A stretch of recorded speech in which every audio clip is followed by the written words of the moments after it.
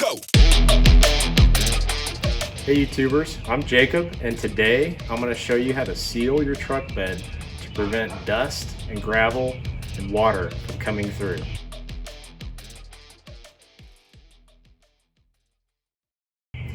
Now, the new F-150 the aluminum is great because it's light, but aluminum actually expands and contracts 5 times more than steel. So because of that, and the new bed that are in these trucks, a lot of these gaps will actually open up when the bed heats up throughout the day, letting gravel dust just roll right in. If you have your tonneau cover sealed up, it won't matter. It's going to come in through those cracks. Advanced silicone, GE, it's clear. Yeah, 10-year mold free. It says it has 40% more flexibility. It's good in freezing and sun. I'm just going to cut the tip off, and what I've already done, you want to do this before to prep it. I actually washed out the truck as good as I really could, and then I came through after it had dried with a wet cloth, and I just wiped every single seam along the bed where the wall comes up, all the vertical seams, basically every seam that you have around the bed. I just wiped them off really good with a wet rag.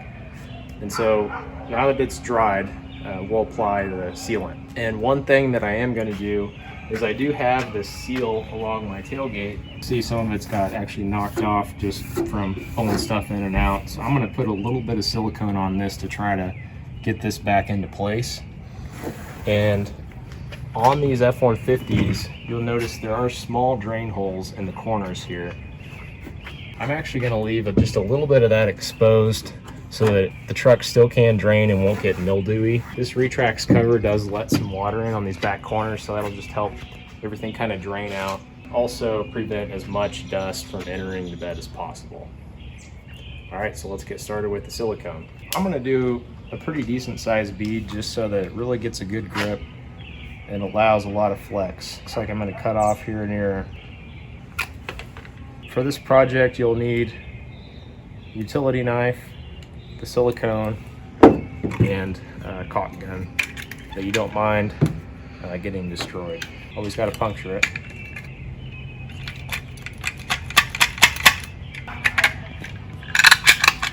Alright, so I'm actually going to start on this side and just work my way around. Now, the only vertical seams I'm really going to get are this back edge in here.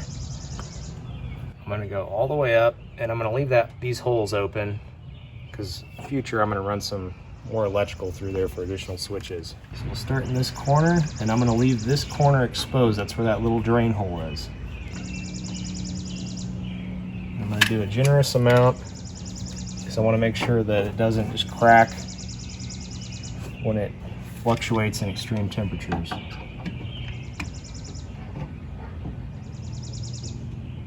Leaving that drain hole exposed. Just gonna clean it up just a little bit.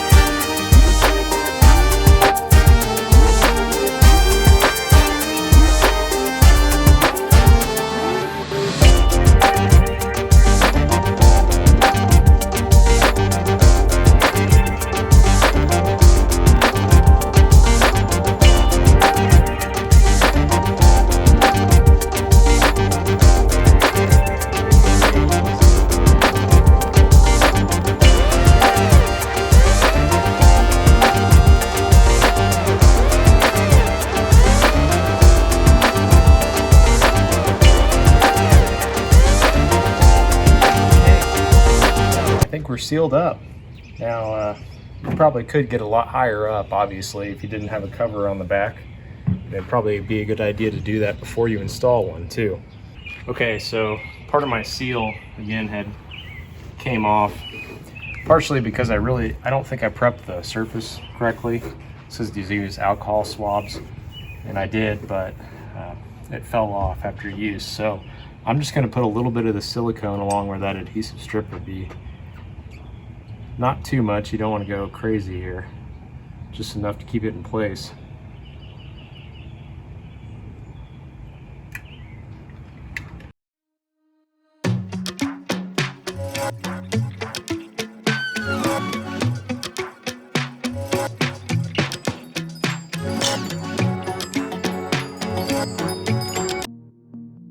Just a little painter's tape there to keep it in place while it dries. There you go.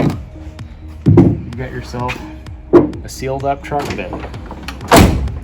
Now you won't get all the dust and debris coming in with all of your camping equipment or whatever you may have stored in the back. I would give it probably 24 hours to get a nice solid drying session in before you actually use it. Thanks for watching my how-to video. If you'd like to see more content, please subscribe to my channel and like this video.